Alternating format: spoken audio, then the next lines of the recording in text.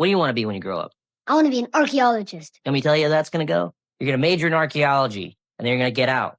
There's going to be no archaeology jobs. I've been an adult a long time. You know how many archaeologists I've met? 0. So now you got no job, a useless degree, and a ton of debt. What happens then? Well, I hope you like it here, because guess what? You're moving back home. You need some money. So you start doing task sergeant. You take every part-time gig you can get. You're working all the time, but you never have enough. I know you got a lot of big hopes.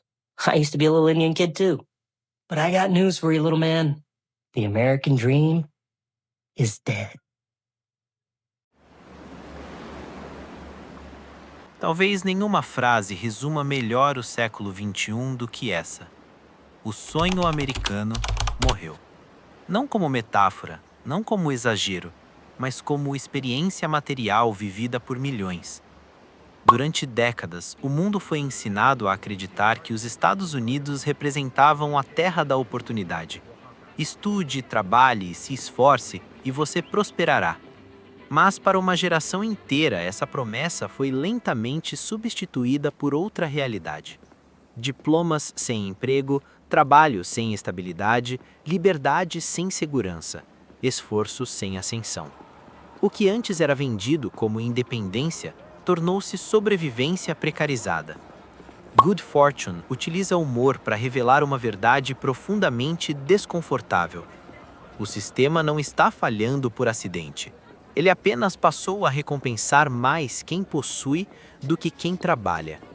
Neste vídeo, vamos usar esta obra para investigar como a financiarização, a gig economy, a dívida, o mito da meritocracia e o capitalismo tardio transformaram o sonho americano em uma corrida exaustiva onde milhões trabalham mais apenas para continuar sobrevivendo. Porque talvez a maior tragédia moderna não seja o fracasso individual, mas perceber que o jogo talvez nunca tenha sido justo. O sonho americano morreu. Durante boa parte do século XX, o sonho americano foi vendido como uma das narrativas mais poderosas da modernidade. A promessa era simples: se você trabalhasse duro, obedecesse às regras, estudasse, fosse disciplinado, então prosperidade, estabilidade e ascensão social seriam consequências naturais.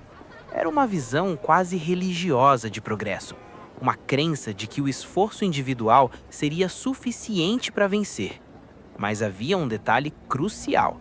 Essa promessa dependia de condições históricas muito específicas. Após a Segunda Guerra Mundial, os Estados Unidos emergiram como potência econômica absoluta. A indústria crescia, os salários aumentavam, a classe média se expandia, o acesso à moradia era mais viável. A educação superior oferecia retornos reais. Pela primeira vez, milhões acreditavam que seus filhos viveriam melhor do que eles. E por um período, isso foi parcialmente verdade. Mas esse modelo não era eterno. Era uma exceção histórica. A partir das décadas de 1970 e 1980, algo começou a mudar profundamente. Globalização, desindustrialização, financiarização, enfraquecimento sindical, estagnação salarial. O capital começou a circular mais rápido do que o trabalho podia acompanhar. Fábricas migraram, empregos estáveis desapareceram, benefícios foram reduzidos, dívidas explodiram e o que antes era uma economia de produção tornou-se progressivamente uma economia de especulação. Hoje, milhões enfrentam uma realidade brutal. Diplomas não garantem emprego. Empregos não garantem moradia. Moradia não garante estabilidade. E estabilidade tornou-se privilégio. Nos Estados Unidos, os 10% mais ricos concentram cerca de 70% da riqueza, enquanto metade da população possui uma fração mínima. Uma emergência de algumas centenas de dólares pode levar famílias inteiras ao colapso financeiro. Dívidas estudantis se tornaram sentença. Comprar uma casa tornou-se miragem. E trabalhar em tempo integral já não garante segurança econômica. Isso muda completamente a lógica da culpa. Porque se milhões estão trabalhando mais, produzindo mais, estudando mais e ainda assim permanecem presos, talvez o problema não seja a falta de esforço. Talvez o problema seja estrutural. Arj não representa um indivíduo preguiçoso. Ele representa uma geração inteira que fez o que foi prometido, apenas para descobrir que as regras mudaram. O sonho americano não morreu porque as pessoas perderam a ambição. Ele morreu porque o capitalismo moderno passou a separar trabalho de dignidade. Antes, trabalho prometia futuro. Agora, muitas vezes oferece apenas sobrevivência. E essa mudança não é apenas econômica, é psicológica. Porque quando uma sociedade continua dizendo que sucesso depende apenas de mérito, enquanto remove as condições materiais para esse sucesso, ela transforma fracasso estrutural em culpa individual. O sonho americano não morreu porque as pessoas desistiram. Ele morreu porque trabalhar deixou de garantir futuro. Good Fortune não apresenta apenas a história de um homem cansado. Ela revela o colapso de uma promessa histórica. A promessa de que esforço bastaria.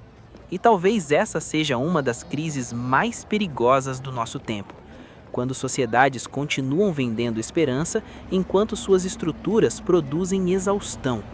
Porque quando o futuro deixa de ser recompensa e passa a ser privilégio, não estamos diante de falhas individuais, estamos diante de uma transformação sistêmica. E entender isso é o primeiro passo para perceber: talvez o jogo nunca tenha sido tão livre quanto parecia. A falsa liberdade do trabalho por app. Seja seu próprio chefe. Poucas frases definem tão bem a estética do capitalismo moderno quanto essa. Liberdade, flexibilidade, independência, autonomia. A promessa parece sedutora. Trabalhe quando quiser, escolha seus horários, controle sua vida. Mas por trás desse discurso cuidadosamente embalado, existe uma das formas mais sofisticadas de precarização já criadas. Arj não trabalha em uma fábrica, não bate ponto, não possui supervisor tradicional, não usa uniforme corporativo clássico. Em teoria, ele é livre, mas essa liberdade é profundamente ilusória, porque seu verdadeiro chefe não desapareceu, ele apenas se tornou invisível. Agora, ele assume a forma de algoritmos, avaliações, metas dinâmicas, demanda variável, ranqueamentos, punições silenciosas. O trabalhador de app não controla verdadeiramente seu trabalho. Ele apenas internaliza a obrigação de estar sempre disponível. O filósofo Byung-Chul Han descreve essa transformação com precisão cirúrgica. Saímos de uma sociedade disciplinar baseada na repressão externa para uma sociedade de desempenho, onde o indivíduo explora a si mesmo acreditando estar exercendo liberdade. Antes, você deve trabalhar. Agora, você pode trabalhar mais. Parece emancipação, mas na prática significa algo mais cruel. A exploração foi psicologicamente terceirizada para dentro do próprio trabalhador. Arj não pode simplesmente descansar. Cada pausa representa corridas perdidas, renda reduzida, contas atrasadas, sobrevivência ameaçada. Seu carro deixa de ser veículo, torna-se escritório, dormitório, prisão, cápsula de exaustão. Ele está constantemente disponível, constantemente pressionado, constantemente vulnerável. Esse modelo produz não apenas precarização econômica, mas burnout estrutural.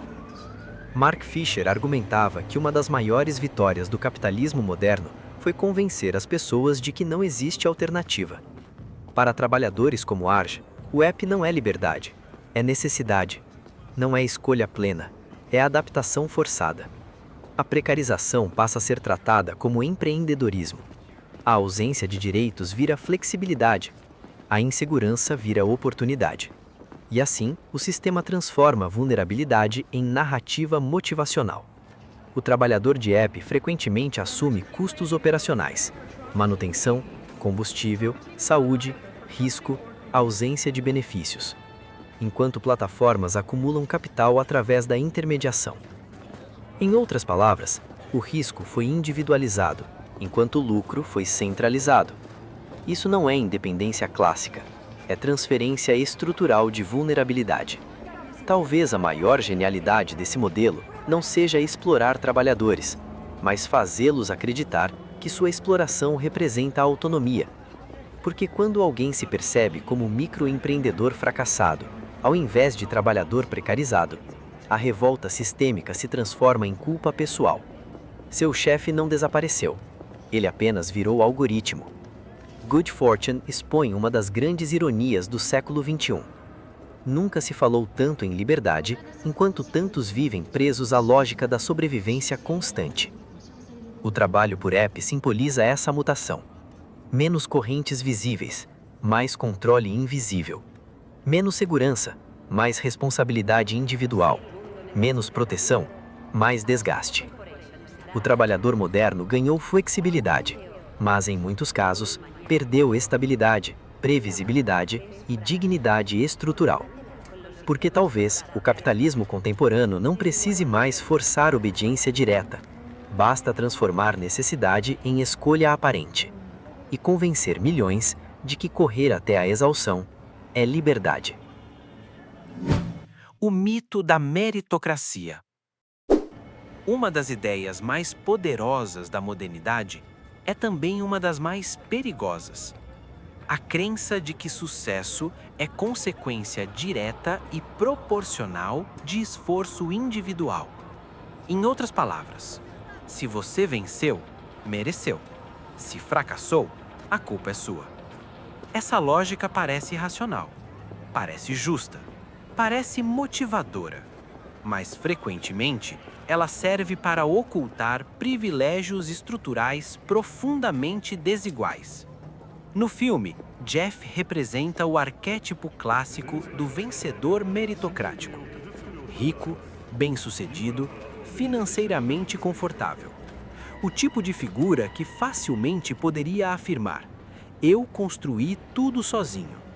Mas quando analisamos sua origem, a narrativa muda. Pai cirurgião, mãe advogada. Isso não invalida completamente seu esforço, mas desmonta a fantasia de igualdade de ponto de partida. O sociólogo Pierre Bourdieu demonstrou que sucesso social não depende apenas de trabalho duro.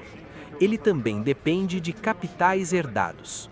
Capital econômico, capital cultural, capital social.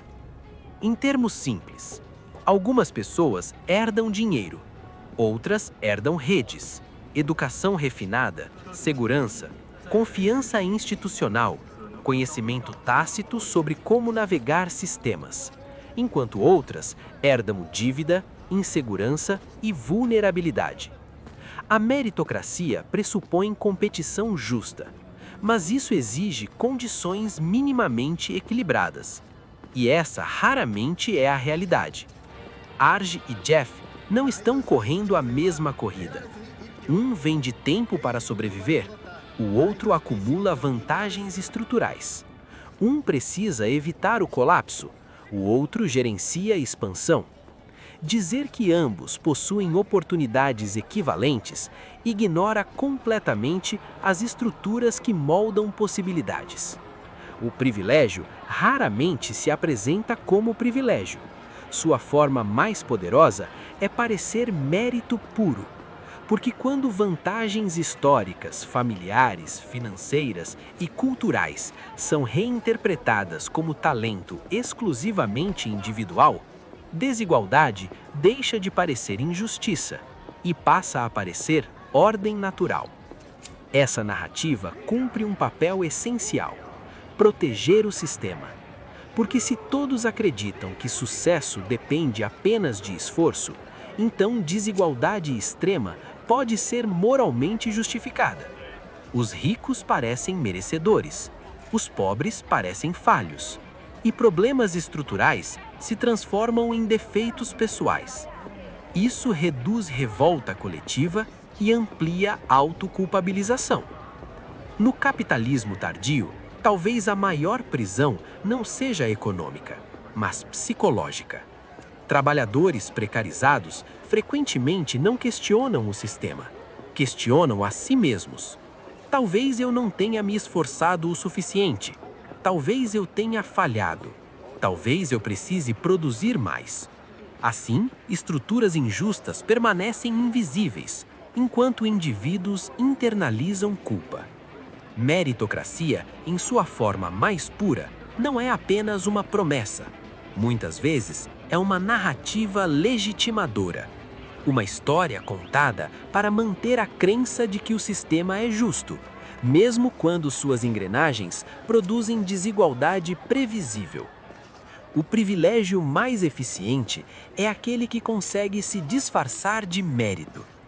Good Fortune desmonta uma das fantasias mais influentes do capitalismo moderno, a ideia de que todos competem em igualdade, porque a verdade é mais desconfortável. Alguns nascem com amortecedores, outros com dívidas. Alguns recebem herança, outros recebem sobrevivência. Alguns podem arriscar, outros não podem falhar. E quando ignoramos essas diferenças, confundimos estrutura com caráter. Talvez o maior erro da meritocracia não seja valorizar esforço, mas fingir que esforço sozinho basta. Porque em um sistema desigual, trabalhar duro pode até ser necessário, mas raramente é suficiente. Dinheiro, dignidade e sobrevivência. Existe uma mentira recorrente nas discussões sobre pobreza.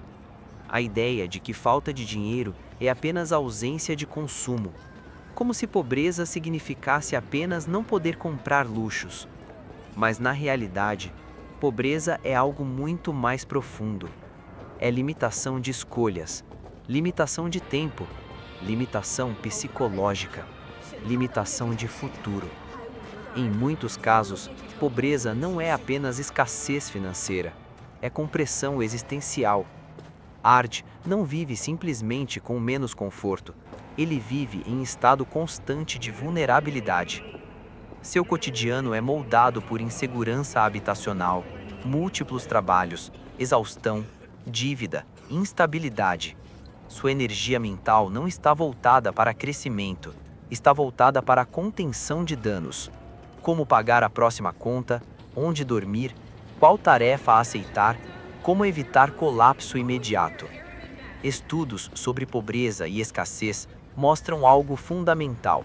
A falta crônica de recursos reduz capacidade cognitiva, não porque pessoas pobres sejam menos capazes, mas porque sobreviver consome largura de banda mental.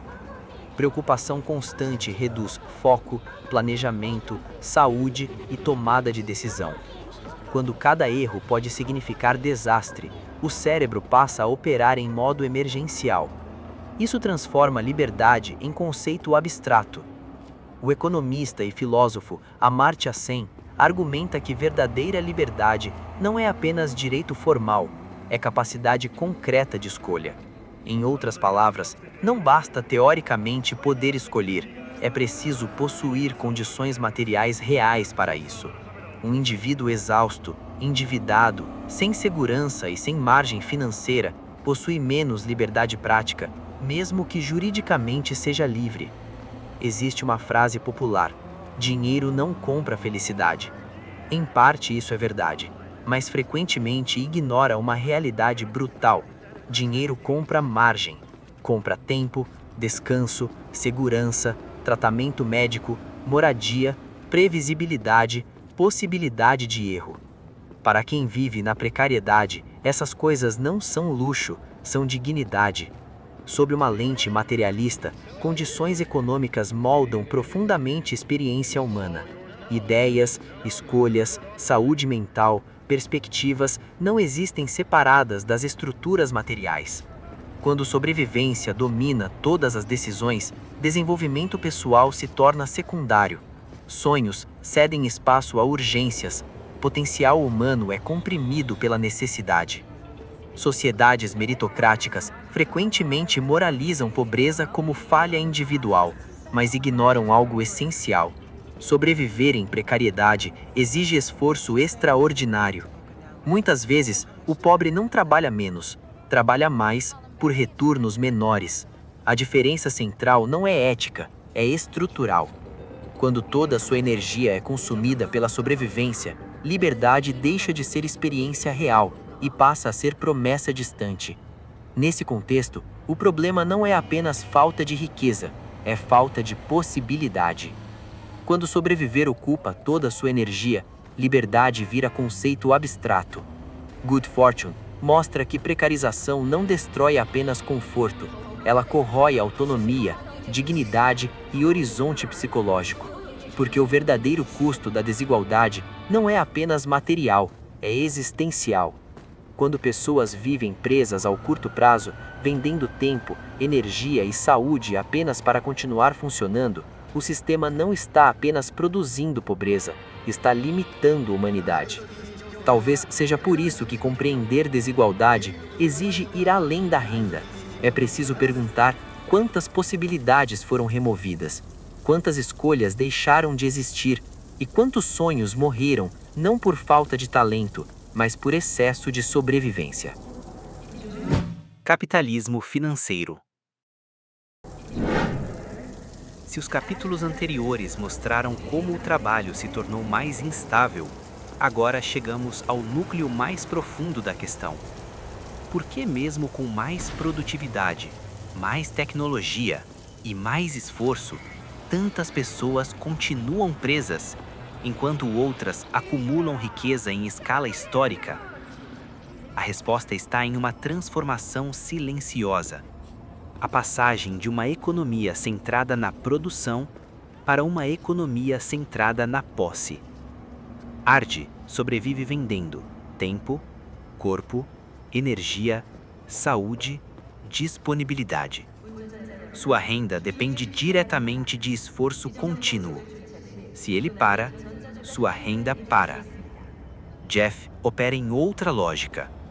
Sua riqueza está associada a ativos, investimentos, valorização patrimonial, dividendos, juros, renda passiva.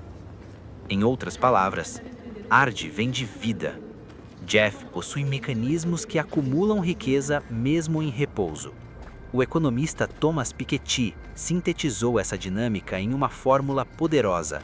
A taxa de retorno sobre o capital é maior do que a taxa de crescimento da economia.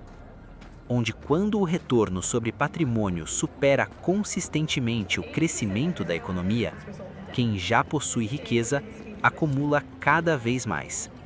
E quem depende apenas de trabalho tende a ficar para trás. Isso significa que inequalidade não é acidente, ela pode ser consequência estrutural previsível. No capitalismo contemporâneo, riqueza não depende apenas de produzir bens. Muitas vezes depende de controlar crédito, dívida, imóveis, ações, plataformas, juros. Michael Hudson e outros críticos apontam que grande parte da economia moderna passou a extrair riqueza não da criação, mas da captura. Rentismo, financiarização, acumulação por posse. Isso muda profundamente a lógica social. Trabalhar deixa de ser principal motor de ascensão. Possuir torna-se mais lucrativo do que produzir. Karl Marx argumentava que o capital cresce através da extração de valor do trabalho. No capitalismo atual, essa lógica permanece, mas de forma frequentemente mais sofisticada. Plataformas, sistemas financeiros e estruturas de dívida ampliam formas indiretas de captura. O trabalhador moderno não é explorado apenas no salário. Ele também pode ser explorado no aluguel, nos juros, na dívida estudantil, nos aplicativos, na saúde privatizada. A exploração se expande para múltiplas dimensões da vida. Fischer observava que o capitalismo moderno se tornou tão penetrante que até sofrimento estrutural é tratado como falha pessoal. Se Ardi está exausto, ele deve otimizar. Se está endividado, precisa empreender. Se está preso, precisa melhorar mindset. Assim, estruturas econômicas profundas são psicologizadas e a crítica sistêmica é neutralizada. O sistema contemporâneo frequentemente recompensa mais quem possui do que quem trabalha. Isso significa que esforço continua necessário para sobreviver, mas posse torna-se superior para enriquecer. E essa diferença redefine o próprio significado de mobilidade social. Ard corre para sobreviver. Jeff acumula enquanto espera. Jeff e Ard não representam apenas indivíduos, eles representam posições estruturais. Jeff simboliza o topo financeiro, riqueza que cresce por patrimônio. Ard simboliza a base precarizada, sobrevivência dependente de esforço contínuo. E talvez a conclusão mais desconfortável seja esta: a riqueza de Jeff não existe apesar da precariedade de Ard. Frequentemente, ela existe por causa dela. O capitalismo moderno não eliminou a exploração, apenas a sofisticou. Good Fortune deixa de ser apenas narrativa individual para se tornar metáfora estrutural. Porque o verdadeiro conflito não é apenas entre pobreza e riqueza, é entre trabalho e capital, sobrevivência e patrimônio. Em um sistema onde possuir frequentemente vale mais do que produzir, a promessa meritocrática se fragiliza e o sonho americano revela sua contradição central. Trabalhar duro ainda pode impedir a queda, mas para muitos já não garante ascensão. Talvez essa seja a maior transformação do capitalismo moderno. Não acabar com o trabalho, mas reduzir sua capacidade de libertação. A estrutura por trás da sorte. No fim das contas, Good Fortune nunca foi apenas sobre azar, escolhas ruins ou destino individual. O filme usa humor para revelar algo muito mais perturbador: que no capitalismo moderno, sorte frequentemente é apenas o nome que damos às vantagens estruturais, quando não queremos enxergá-las. Jeff e Ard não são apenas personagens, eles representam dois polos fundamentais. Jeff: capital, patrimônio, privilégio, segurança estrutural. Ard: precarização, dívida, trabalho fragmentado, vulnerabilidade, sobrevivência. Um possui margem, o outro vende a própria vida em parcelas. Por muito tempo, fomos ensinados a acreditar que inigualdade extrema era apenas consequência natural de talentos diferentes. Mas e se isso não for verdade? E se riqueza, muitas vezes, depender não apenas de esforço, mas de estruturas inteiras desenhadas para concentrar oportunidades? O capitalismo moderno não aboliu hierarquias, não eliminou exploração, não universalizou liberdade. Ele apenas refinou seus mecanismos. Transformou exploração em flexibilidade, dívida em oportunidade, precarização em empreendedorismo, privilégio em mérito, exaustão em ambição. E talvez sua maior vitória tenha sido convencer milhões de que tudo isso é normal. A riqueza no topo frequentemente não existe isolada da precariedade na base. Ela depende dela. Porque sistemas altamente financiarizados necessitam de trabalhadores pressionados, consumidores endividados, aluguel elevado, insegurança, disponibilidade constante. Ard não é uma falha do sistema. Em muitos aspectos, ele é um produto funcional dele. Talvez o problema nunca tenha sido trabalhar pouco. Talvez o verdadeiro problema seja viver em um sistema onde esforço sozinho já não basta. Onde educação pode não garantir estabilidade. Onde trabalho pode não garantir dignidade. Onde liberdade pode significar apenas escolher entre diferentes formas de sobrevivência. Onde alguns vendem tempo, corpo e saúde para continuar existindo, enquanto outros enriquecem simplesmente por possuir. E talvez o sonho americano não tenha morrido agora. Talvez ele apenas nunca tenha sido feito para todos. Porque quando uma sociedade recompensa mais a posse do que o esforço, a promessa de mobilidade universal deixa de ser realidade e passa a ser narrativa. Se esse vídeo te fez refletir, deixa seu like, se inscreve no canal e comenta aqui embaixo. Você acredita que o sonho americano realmente morreu? Ou ele apenas mudou de forma? E claro, o que achou de Good Fortune? Tem alguma interpretação, crítica ou ponto importante que eu deixei passar? Quero muito ler sua visão nos comentários, porque discutir essas estruturas talvez seja o primeiro passo para enxergar o jogo como ele realmente é. E se essa análise sobre capitalismo, liberdade e estrutura social mexeu com você, então eu recomendo fortemente assistir agora ao vídeo Por que a liberdade é uma ilusão?, onde aprofundamos como livre-arbítrio, escolhas e autonomia podem ser muito mais condicionados do que gostamos de acreditar. Esse vídeo vai aparecer na sua tela agora.